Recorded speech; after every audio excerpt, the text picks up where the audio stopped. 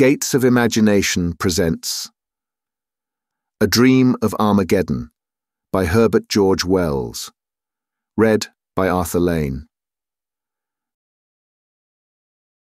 The man with the white face entered the carriage at Rugby.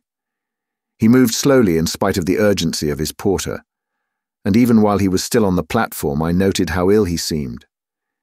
He dropped into the corner over against me with a sigh, made an incomplete attempt to arrange his travelling shawl, and became motionless, with his eyes staring vacantly. Presently, he was moved by a sense of my observation, looked up at me, and put out a spiritless hand for his newspaper. Then he glanced again in my direction.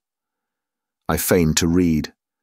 I feared I had unwittingly embarrassed him, and in a moment I was surprised to find him speaking. "I beg your pardon," said I. "That book," he repeated, pointing a lean finger, "is about dreams." "Obviously," I answered, for it was Fortnum Roscoe's Dream States, and the title was on the cover. He hung silent for a space, as if he sought words. "Yes," he said at last, "but they tell you nothing."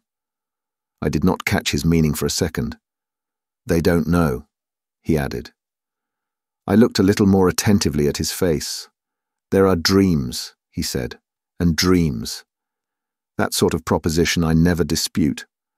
I suppose," he hesitated. "Do you ever dream? I mean vividly." "I dream very little," I answered. "I doubt if I have 3 vivid dreams in a year." "Ah," he said, and seemed for a moment to collect his thoughts. "Your dreams don't mix with your memories?" he asked abruptly. "You don't find yourself in doubt? Did this happen or did it not?" "Hardly ever, except just for a momentary hesitation now and then. I suppose few people do." "Does he say—" He indicated the book. "Says it happens at times and gives the usual explanation about intensity of impression and the like, to account for its not happening as a rule. I suppose you know something of these theories?" "Very little, except that they are wrong." His emaciated hand played with the strap of the window for a time. I prepared to resume reading, and that seemed to precipitate his next remark. He leant forward, almost as though he would touch me. "Isn't there something called consecutive dreaming that goes on night after night?" "I believe there is. There are cases given in most books on mental trouble." "Mental trouble? Yes, I dare say there are. It's the right place for them.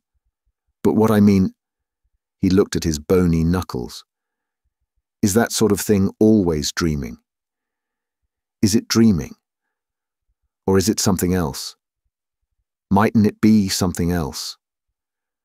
I should have snubbed his persistent conversation but for the drawn anxiety of his face. I remember now the look of his faded eyes and the lids red-stained. Perhaps you know that look. "I'm not just arguing about a matter of opinion," he said. "The thing's killing me." "Dreams?" "If you call them dreams. Night after night. Vivid. So vivid. This," he indicated the landscape that went streaming by the window, "seems unreal in comparison. I can scarcely remember who I am, what business I am on." He paused.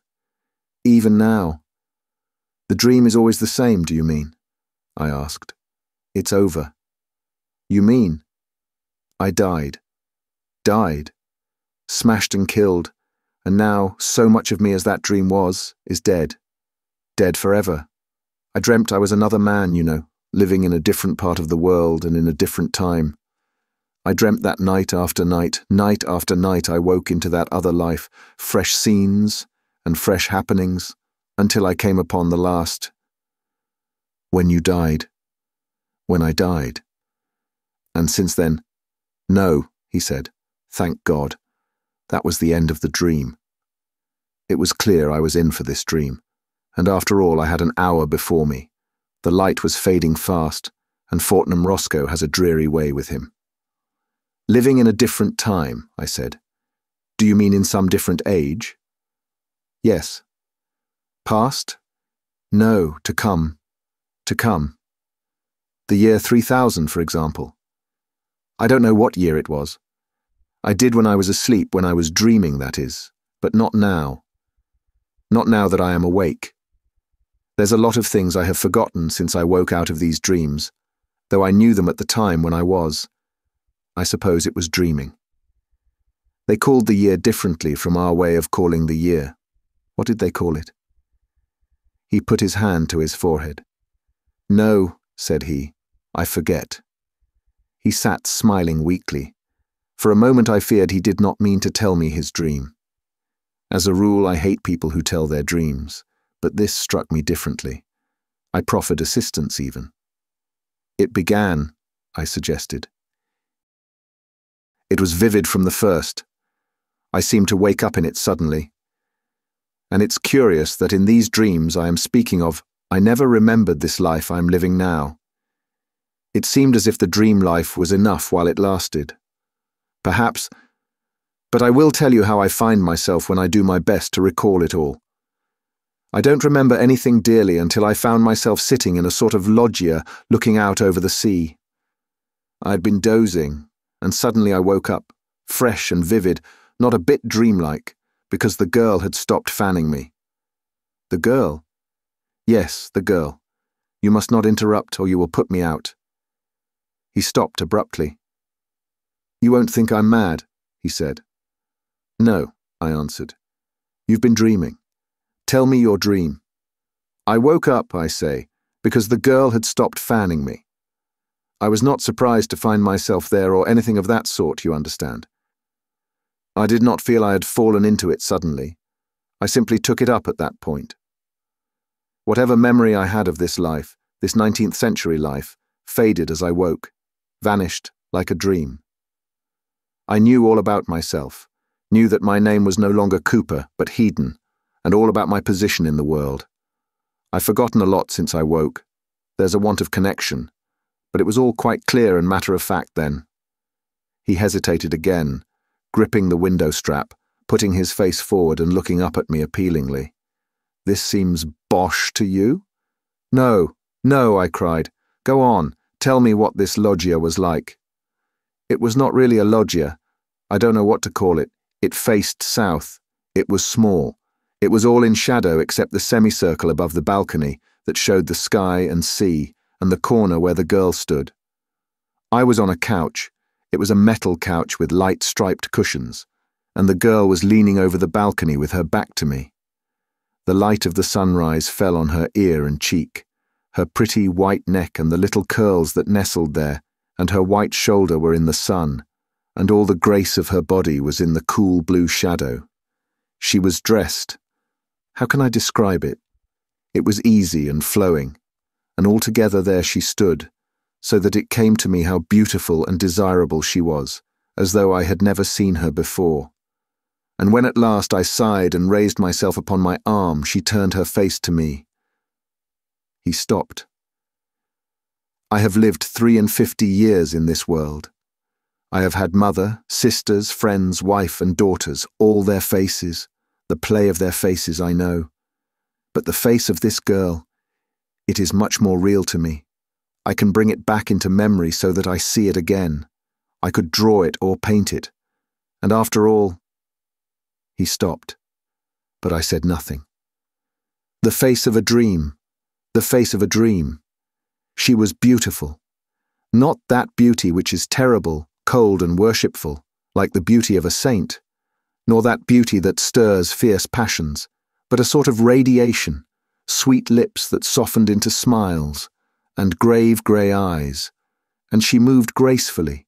She seemed to have part with all pleasant and gracious things. He stopped, and his face was downcast and hidden. Then he looked up at me and went on, making no further attempt to disguise his absolute belief in the reality of his story. You see, I had thrown up my plans and ambitions, thrown up all I had ever worked for or desired for her sake. I had been a master man away there in the north, with influence and property and a great reputation, but none of it had seemed worth having beside her. I had come to the place, this city of sunny pleasures, with her, and left all those things to wreck and ruin, just to save a remnant, at least, of my life. While I had been in love with her before I knew that she had any care for me, before I had imagined that she would dare, that we should dare. All my life had seemed vain and hollow. Dust and ashes. It was dust and ashes. Night after night, and through the long days I had longed and desired, my soul had beaten against the thing forbidden. But it is impossible for one man to tell another just these things. It's emotion. It's a tint, a light that comes and goes. Only while it's there, everything changes, everything. The thing is, I came away and left them in their crisis to do what they could. Left whom? I asked, puzzled. The people up in the north there. You see, in this dream anyhow, I had been a big man, the sort of man men come to trust in, to group themselves about. Millions of men who had never seen me were ready to do things and risk things because of their confidence in me. I had been playing that game for years, that big laborious game, that vague, monstrous political game amidst intrigues and betrayals, speech and agitation. It was a vast, weltering world, and at last I had a sort of leadership against the gang. You know it was called the gang. A sort of compromise of scoundrelly projects and base ambitions and vast public emotional stupidities and catchwords. The gang that kept the world noisy and blind year by year, and all the while that it was drifting towards infinite disaster. But I can't expect you to understand the shades and complications of the year something or other ahead. I had it all, down to the smallest details, in my dream. I suppose I had been dreaming of it before I awoke, and the fading outline of some queer new development I had imagined still hung about me as I rubbed my eyes. It was some grubby affair that made me thank God for the sunlight. I sat up on the couch and remained looking at the woman and rejoicing that I had come away out of all that tumult and folly and violence before it was too late. After all, I thought, this is life. Love and beauty, desire and delight, are they not worth all those dismal struggles for vague, gigantic ends? And I blamed myself for having ever sought to be a leader, when I might have given my days to love. But then, thought I, if I had not spent my early days sternly and austerely, I might have wasted myself upon vain and worthless women, and at the thought all my being went out in love and tenderness to my dear mistress, my dear lady, who had come at last and compelled me by her invincible charm for me, to lay that life aside. You are worth it, I said, speaking without intending her to hear. You are worth it, my dearest one, worth pride and praise and all things. Love, to have you, is worth them all together. And at the murmur of my voice, she turned about. Come and see, she cried. I can hear her now. Come and see the sunrise upon Monte Solaro. I remember how I sprang to my feet and joined her at the balcony. She put a white hand upon my shoulder and pointed towards great masses of limestone, flushing, as it were, into life. I looked, but first I noted the sunlight on her face, caressing the lines of her cheeks and neck. How can I describe to you the scene we had before us? We were at Capri. I have been there, I said. I have clambered up Monte Solaro and drunk Vero Capri, muddy stuff like cider, at the summit. Ah, said the man with the white face. Then perhaps you can tell me. You will know if this was indeed Capri. For in this life I have never been there. Let me describe it. We were in a little room, one of a vast multitude of little rooms, very cool and sunny, hollowed out of the limestone of a sort of cape, very high above the sea. The whole island, you know, was one enormous hotel, complex beyond explaining, and on the other side there were miles of floating hotels and huge floating stages to which the flying machines came. They called it a pleasure city. Of course, there was none of that in your time. Rather, I should say, is none of that now. Of course. Now, yes. Well, this room of ours was at the extremity of the cape, so that one could see east and west. Eastward was a great cliff, 1,000 feet high perhaps, coldly grey except for one bright edge of gold, and beyond it the Isle of the Sirens, and a falling coast that faded and passed into the hot sunrise, and when one turned to the west, distinct and near, was a little bay, a little beach still in shadow. And out of that shadow rose Solaro, straight and tall, flushed and golden-crested, like a beauty throned, and the white moon was floating behind her in the sky. And before us, from east to west, stretched the many-tinted sea, all dotted with little sailing boats. To the eastward, of course, these little boats were grey and very minute and clear, but to the westward they were little boats of gold, shining gold, almost like little flames, and just below us was a rock, with an arch worn through it. The blue seawater broke to green and foam all round the rock, and a galley came gliding out of the arch. "I know that rock," I said. "I was nearly drowned there. It is called the Faraglioni." "Faraglioni? Yes, she called it that," answered the man with the white face. "There was some story, but that—" He put his hand to his forehead again. "No," he said, "I forget that story." Well, that is the first thing I remember, the first dream I had, that little shaded room, and the beautiful air and sky, and that dear lady of mine, with her shining arms and her graceful robe, and how we sat and talked in half whispers to one another. We talked in whispers not because there was anyone to hear, but because there was still such a freshness of mind between us that our thoughts were a little frightened, I think, to find themselves at last in words. And so they went softly. Presently we were hungry, and we went from our apartment, going by a strange passage with a moving floor, until we came to the great breakfast room. There was a fountain and music. A pleasant and joyful place it was, with its sunlight and splashing, and the murmur of plucked strings. And we sat and ate and smiled at one another, and I would not heed a man who was watching me from a table nearby. And afterwards we went on to the dancing hall, but I cannot describe that hall. The place was enormous, larger than any building you have ever seen, and in one place there was the old gate of Capri, caught into the wall of a gallery high overhead. Light girders, stems and threads of gold burst from the pillars like fountains, streamed like an aurora across the roof and interlaced, like conjuring tricks.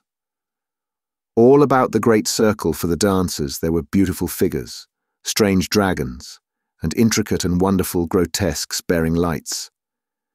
The place was inundated with artificial light that shamed the newborn day. And as we went through the throng, the people turned about and looked at us, for all through the world my name and face were known, and how I had suddenly thrown up pride and struggle to come to this place.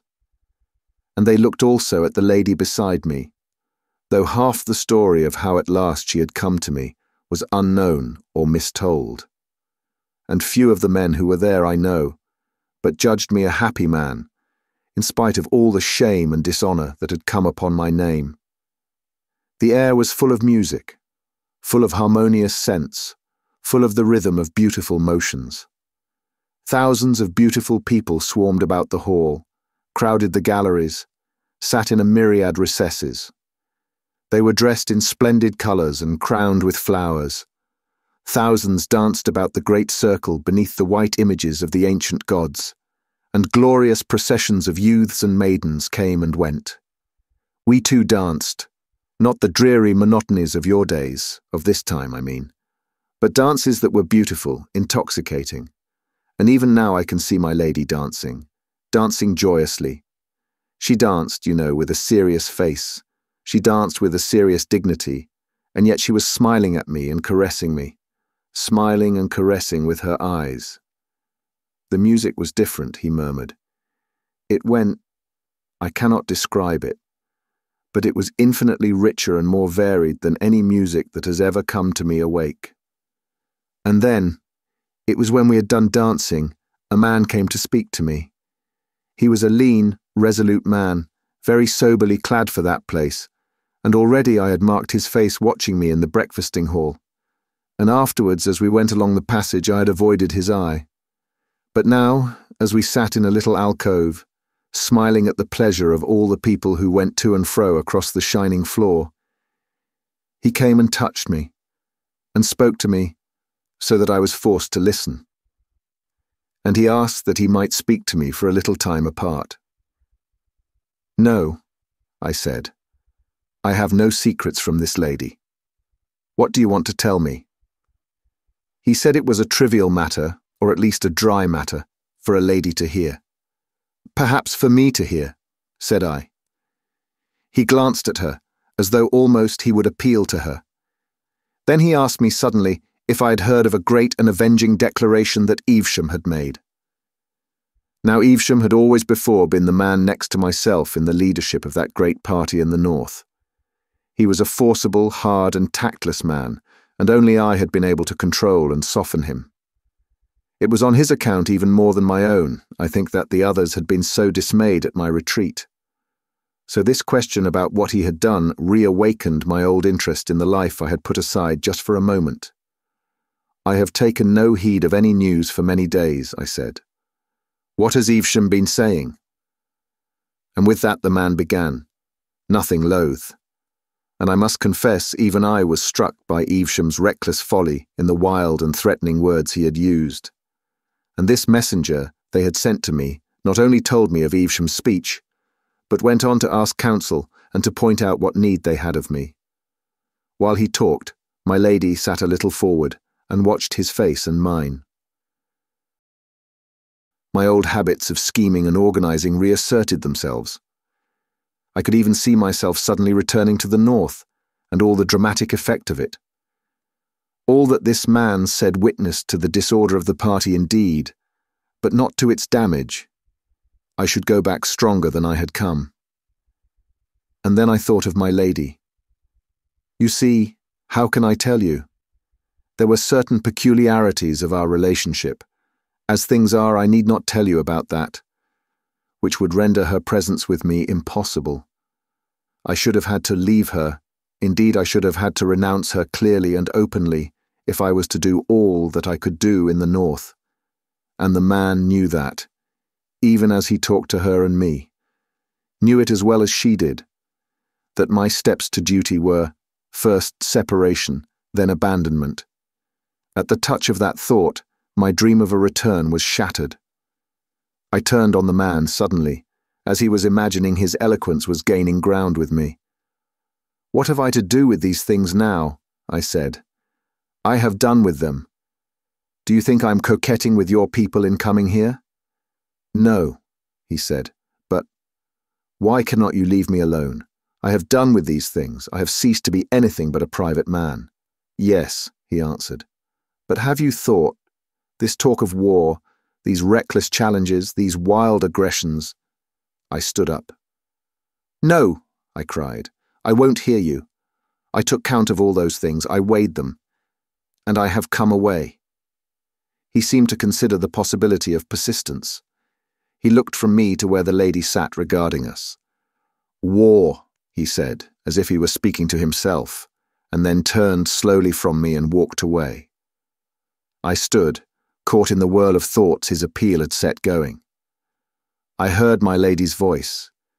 "Dear," she said, "but if they have need of you—" She did not finish her sentence.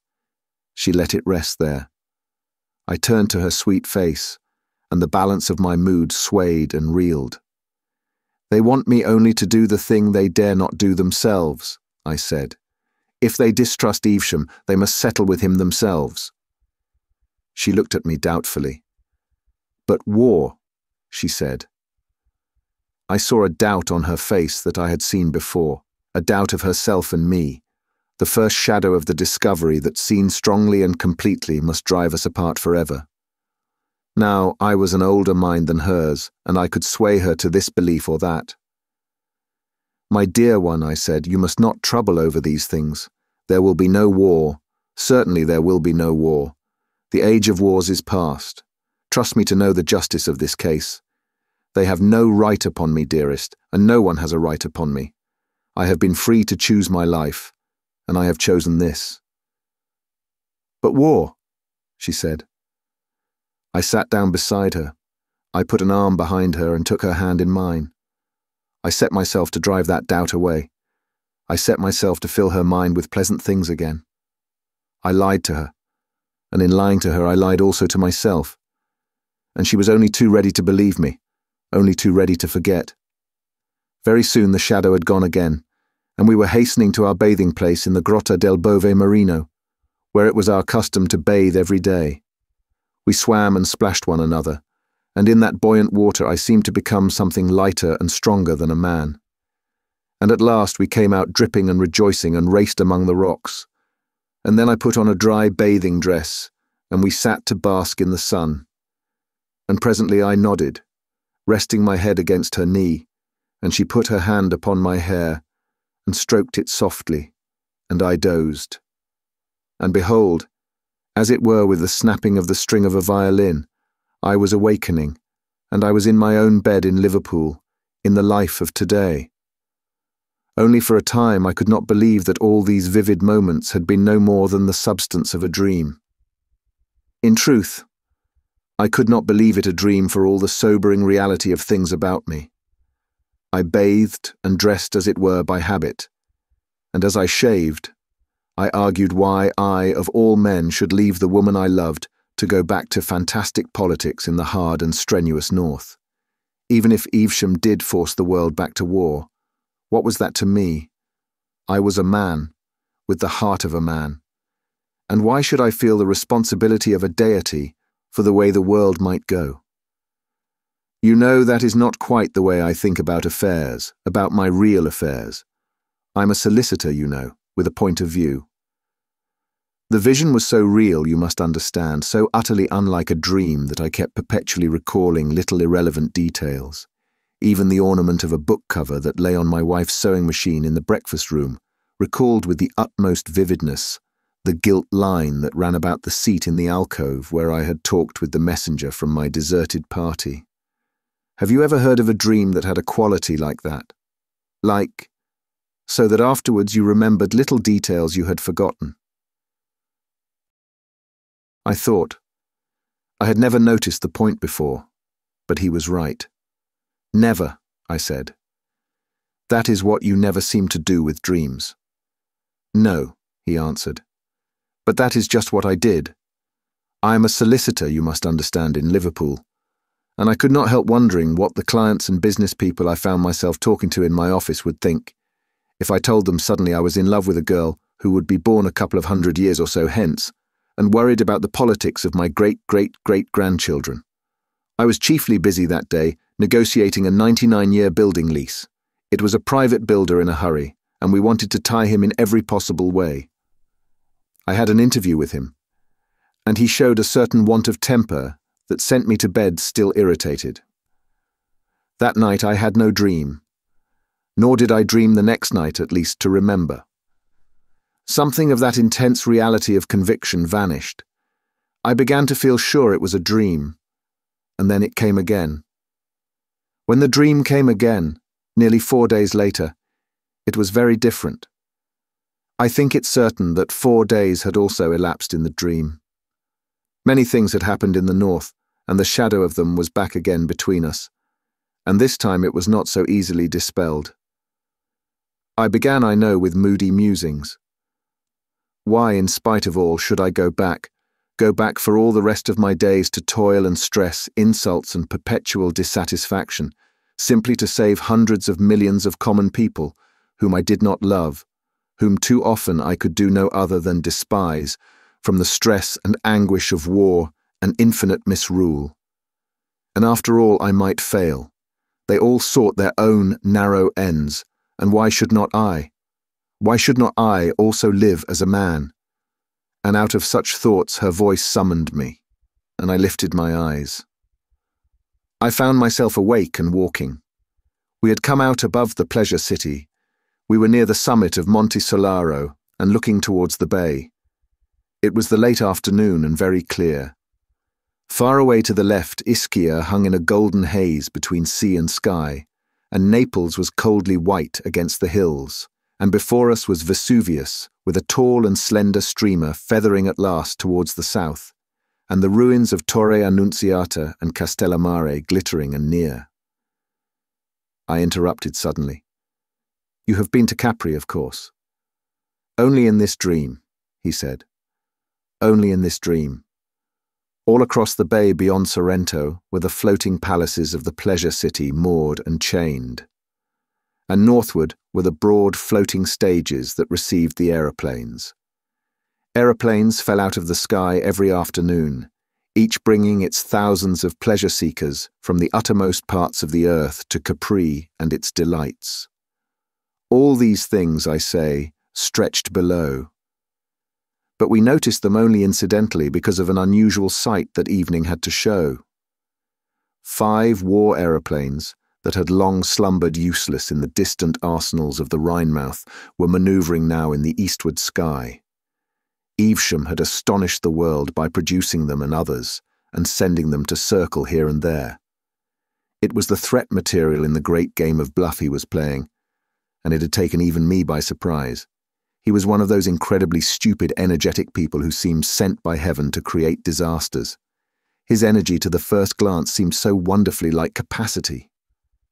But he had no imagination, no invention, only a stupid, vast driving force of will, and a mad faith in his stupid idiot luck to pull him through.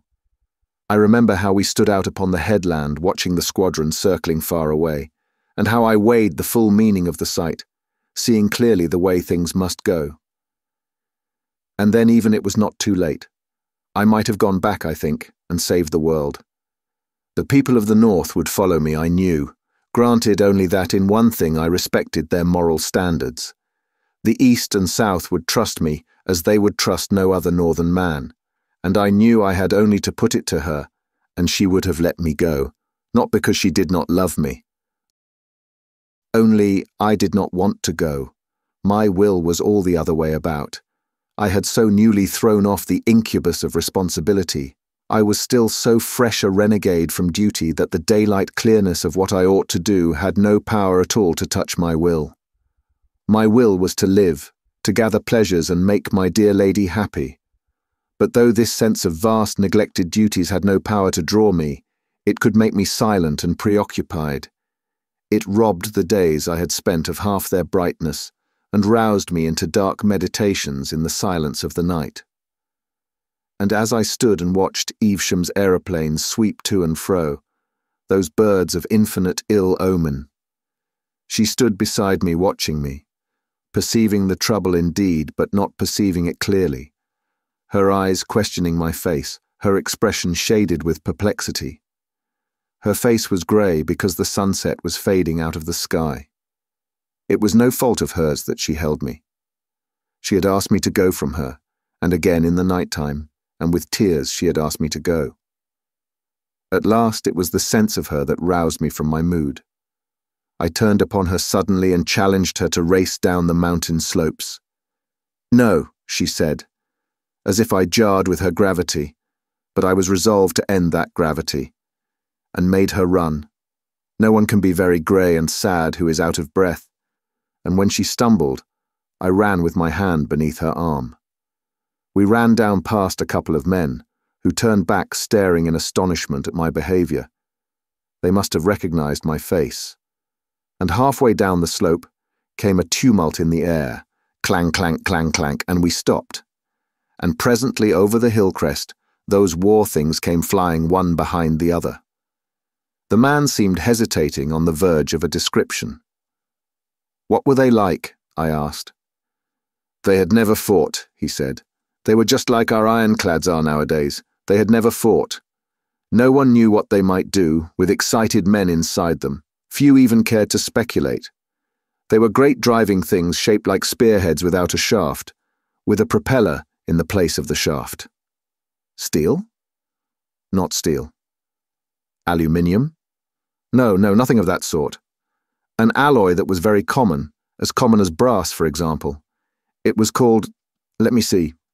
He squeezed his forehead with the fingers of one hand. I am forgetting everything, he said. And they carried guns. Little guns, firing high explosive shells. They fired the guns backwards, out of the base of the leaf, so to speak, and rammed with the beak. That was the theory, you know, but they had never been fought. No one could tell exactly what was going to happen, and meanwhile, I suppose it was very fine to go whirling through the air like a flight of young swallows, swift and easy. I guess the captains tried not to think too clearly what the real thing would be like. And these flying war machines, were only one sort of the endless war contrivances that had been invented and had fallen into abeyance during the long peace. There were all sorts of these things that people were routing out and furbishing up, infernal things, silly things, things that had never been tried, big engines, terrible explosives, great guns. You know the silly way of these ingenious sort of men who make these things. They turn them out as beavers build dams, and with no more sense of the rivers they're going to divert and the lands they're going to flood. As we went down the winding stepway to our hotel again, in the twilight, I foresaw it all. I saw how clearly and inevitably things were driving for war in Evesham's silly, violent hands, and I had some inkling of what war was bound to be under these new conditions. And even then, though I knew it was drawing near the limit of my opportunity, I could find no will to go back. He sighed. That was my last chance. We didn't go into the city until the sky was full of stars, so we walked out upon the high terrace to and fro, and she counselled me to go back. My dearest, she said, and her sweet face looked up to me. This is death. This life you lead is death. Go back to them. Go back to your duty. She began to weep, saying between her sobs, and clinging to my arm as she said it, Go back. Go back.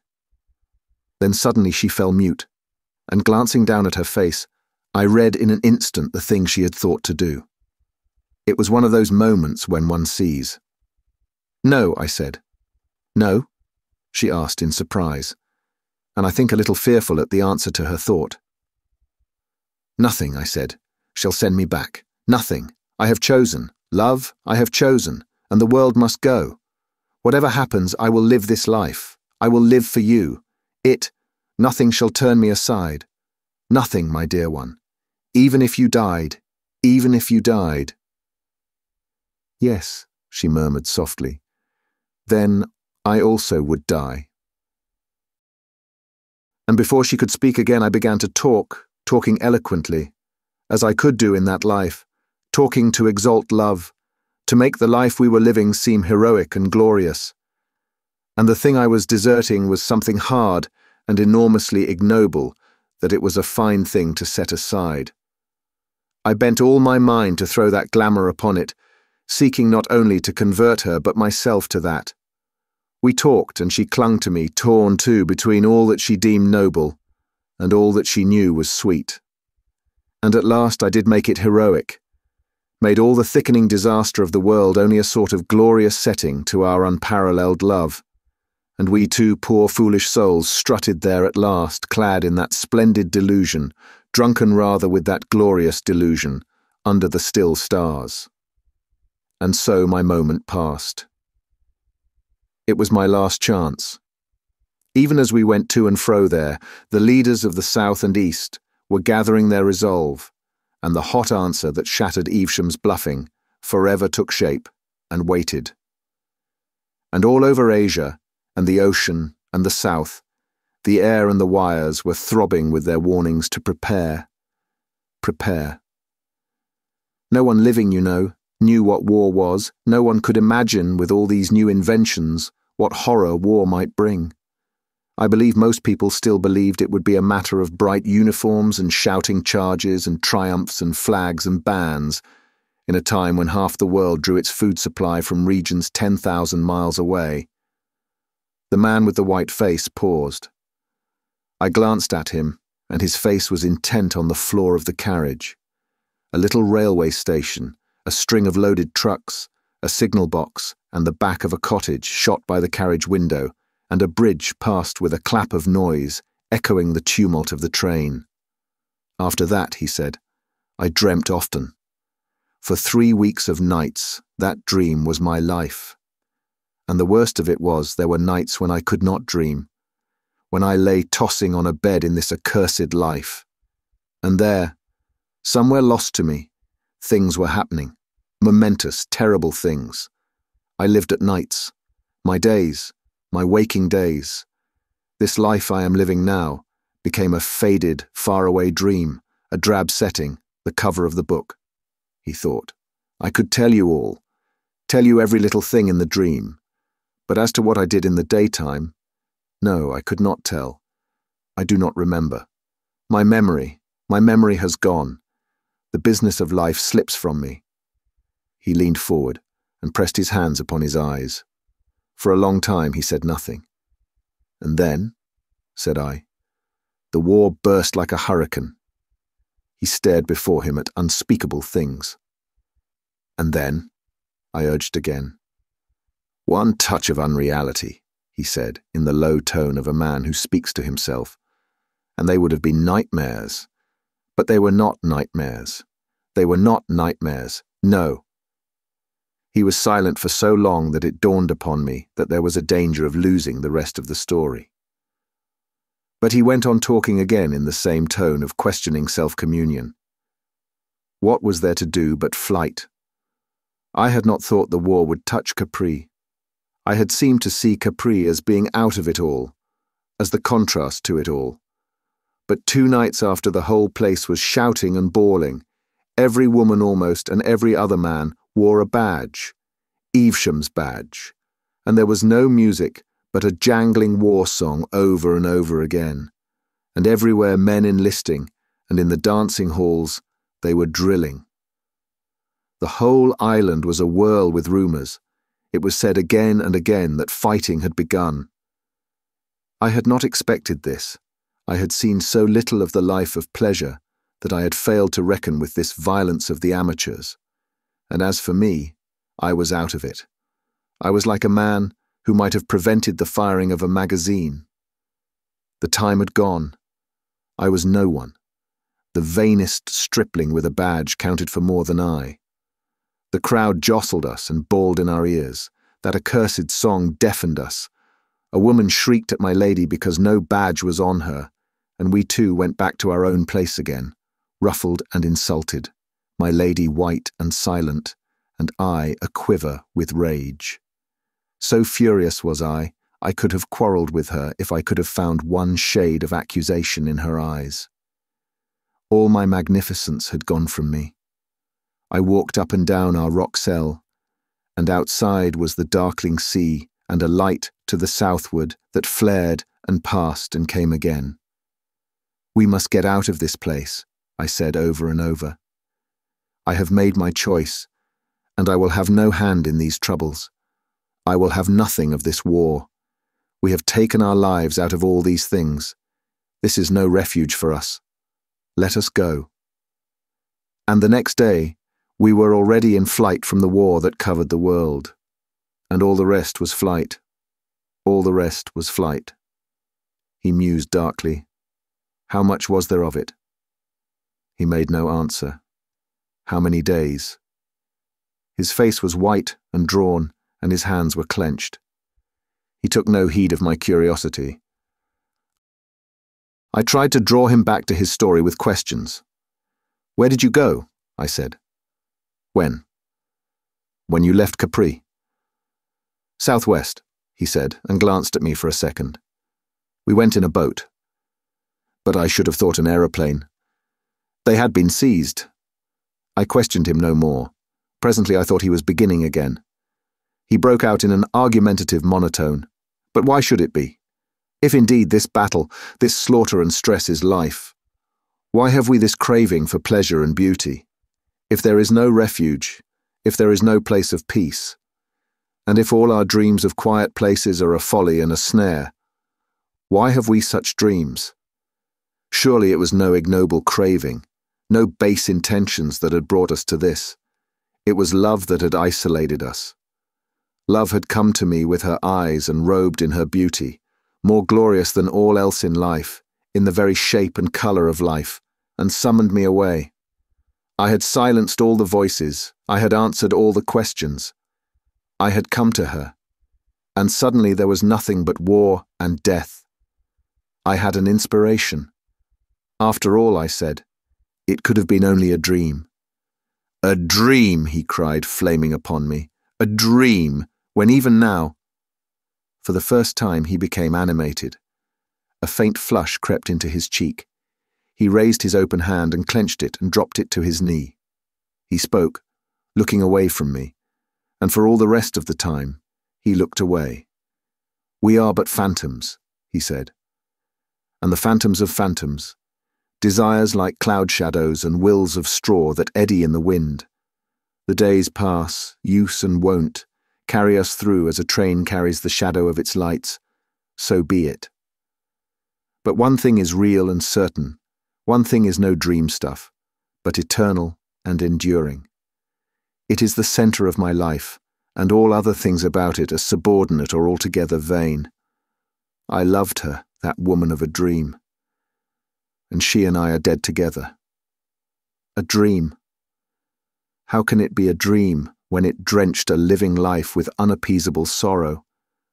When it makes all that I have lived for and cared for worthless and unmeaning? Until that very moment when she was killed, I believed we had still a chance of getting away, he said. All through the night and morning that we sailed across the sea from Capri to Salerno, we talked of escape. We were full of hope, and it clung about us to the end.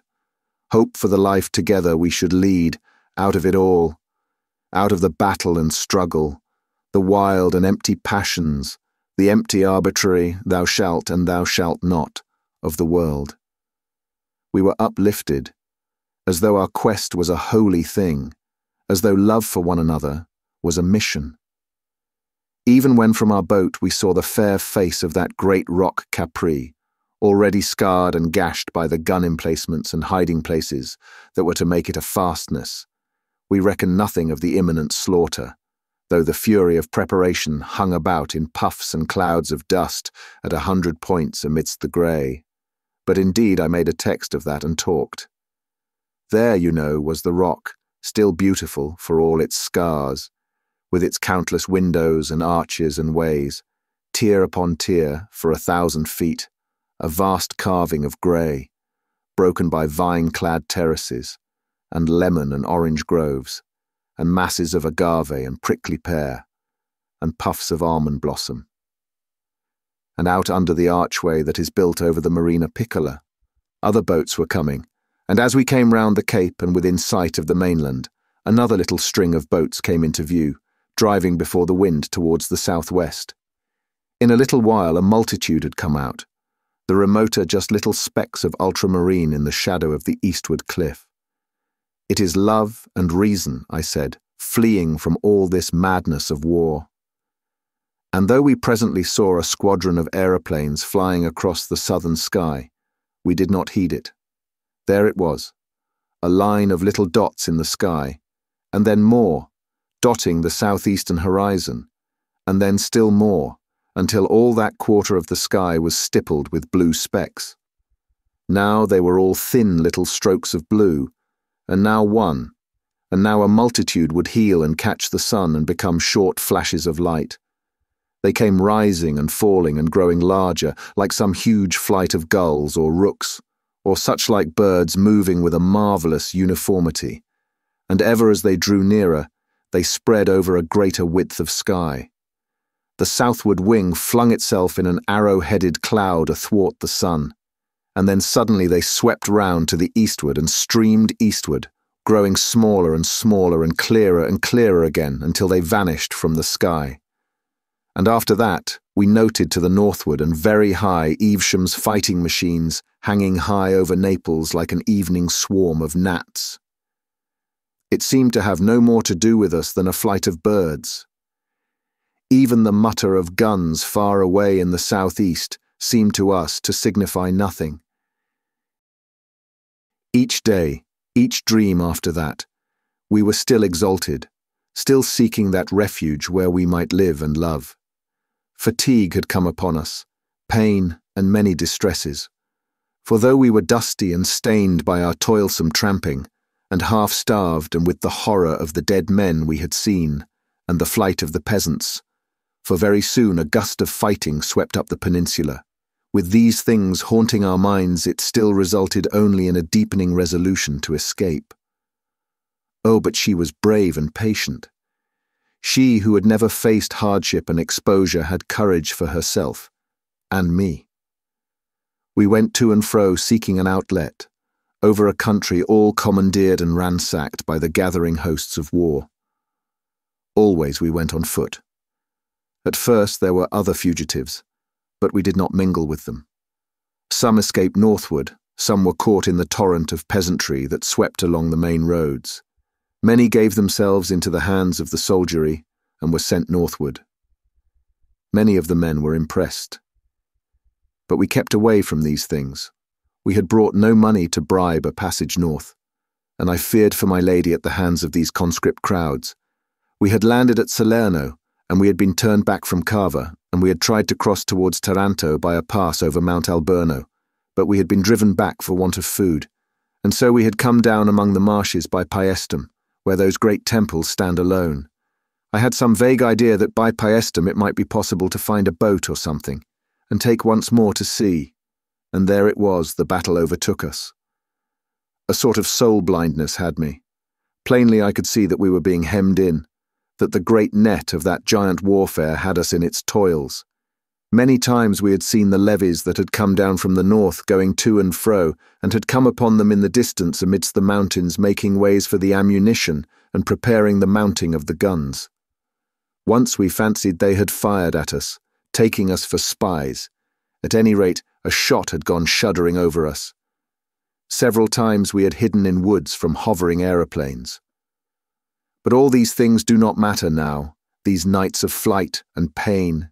We were in an open place near those great temples at Paestum at last, on a blank, stony place dotted with spiky bushes, empty and desolate and so flat that a grove of eucalyptus far away showed to the feet of its stems. How I can see it! My lady was sitting down under a bush, resting a little, for she was very weak and weary, and I was standing up watching to see if I could tell the distance of the firing that came and went. They were still, fighting far from each other, with those terrible new weapons that had never before been used, guns that would carry beyond sight, and aeroplanes that would do. What they would do, no man could foretell. I knew that we were between the two armies, and that they drew together. I knew we were in danger, and that we could not stop there and rest. Though all these things were in my mind, they were in the background. They seemed to be affairs beyond our concern.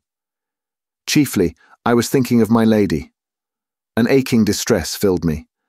For the first time she had owned herself beaten and had fallen a-weeping. Behind me I could hear her sobbing, but I would not turn round to her because I knew she had need of weeping, and had held herself so far and so long for me. It was well, I thought, that she would weep and rest, and then we would toil on again. For I had no inkling of the thing that hung so near. Even now I can see her as she sat there, her lovely hair upon her shoulder, can mark again the deepening hollow of her cheek. "If we had parted," she said, "if I had let you go." "No," said I.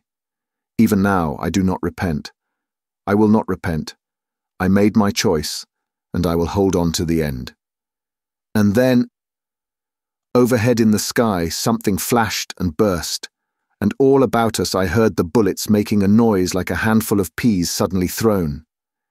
They chipped the stones about us, and whirled fragments from the bricks and past. He put his hand to his mouth, and then moistened his lips. At the flash, I had turned about. She stood up. She stood up, and moved a step towards me, as though she wanted to reach me, and she had been shot through the heart. He stopped and stared at me. I felt all that foolish incapacity an Englishman feels on such occasions. I met his eyes for a moment, and then stared out of the window. For a long space we kept silence. When at last I looked at him, he was sitting back in his corner, his arms folded, and his teeth gnawing at his knuckles. He bit his nail suddenly and stared at it.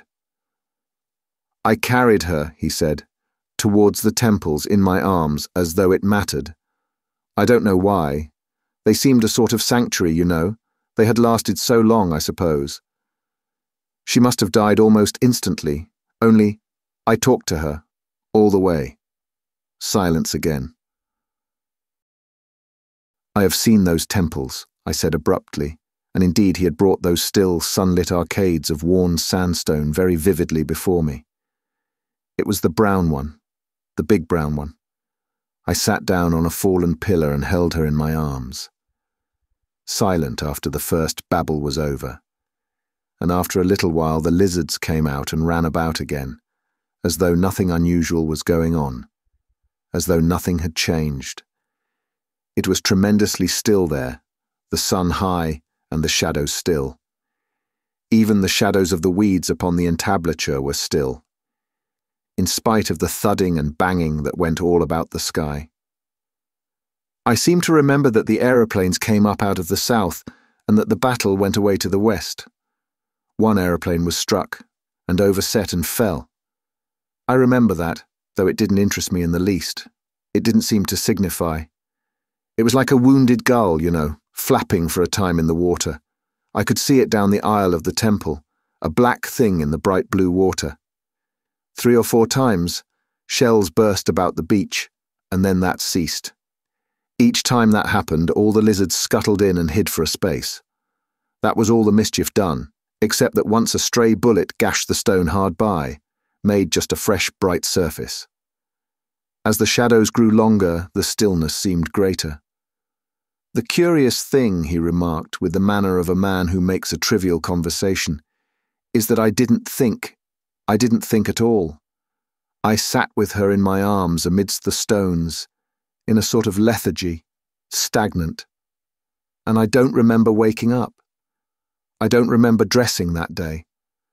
I know I found myself in my office, with my letters all slit open in front of me, and how I was struck by the absurdity of being there, seeing that in reality I was sitting, stunned, in that Paestum temple with a dead woman in my arms. I read my letters like a machine.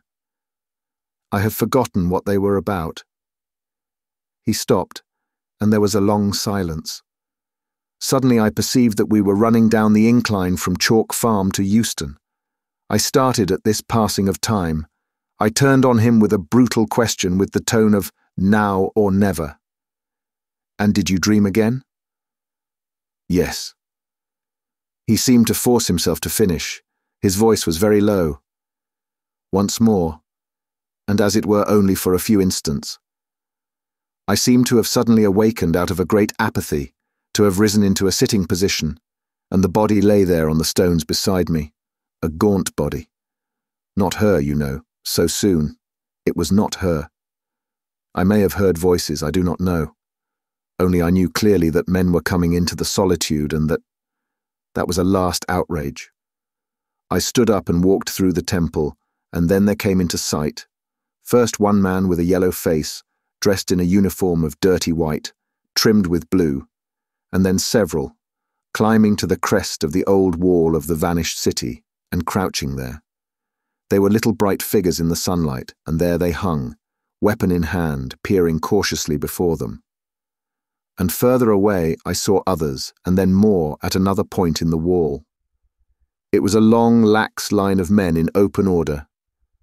Presently the man I had first seen stood up and shouted a command, and his men came tumbling down the wall and into the high weeds towards the temple.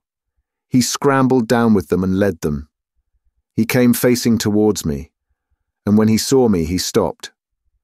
At first I had watched these men with a mere curiosity, but when I had seen they meant to come to the temple, I was moved to forbid them. I shouted to the officer. "You must not come here," I cried. I am here with my dead." He stared, and then shouted a question back to me in some unknown tongue. I repeated what I had said. He shouted again, and I folded my arms and stood still. Presently he spoke to his men and came forward. He carried a drawn sword. I signed to him to keep away, but he continued to advance. I told him again very patiently and clearly, "You must not come here. These are old temples, and I am here with my dead." Presently he was so close I could see his face clearly. It was a narrow face with dull grey eyes and a black moustache. He had a scar on his upper lip, and he was dirty and unshaven. He kept shouting unintelligible things, questions perhaps, at me. I know now that he was afraid of me, but at the time that did not occur to me. As I tried to explain to him, he interrupted me in imperious tones, bidding me, I suppose, stand aside. He made to go past me, and I caught hold of him. I saw his face change at my grip. "You fool," I cried. "Don't you know? She is dead." He started back. He looked at me with cruel eyes. I saw a sort of exultant resolve leap into them, delight. Then suddenly with a scowl he swept his sword back so and thrust. He stopped abruptly. I became aware of a change in the rhythm of the train. The brakes lifted their voices and the carriage jarred and jerked. This present world insisted upon itself, became clamorous. I saw through the steamy window huge electric lights glaring down from tall masts upon a fog, saw rows of stationary empty carriages passing by, and then a signal box, hoisting its constellation of green and red into the murky London twilight, marched after them. I looked again at his drawn features. He ran me through the heart. It was with a sort of astonishment, no fear, no pain, but just amazement, that I felt it pierce me, felt the sword drive home into my body. It didn't hurt, you know. It didn't hurt at all. The yellow platform lights came into the field of view, passing first rapidly, then slowly, and at last stopping with a jerk. Dim shapes of men passed to and fro without. "Euston!" cried a voice. "Do you mean—" There was no pain, no sting or smart, amazement and then darkness sweeping over everything. The hot, brutal face before me, the face of the man who had killed me, seemed to recede. It swept out of existence.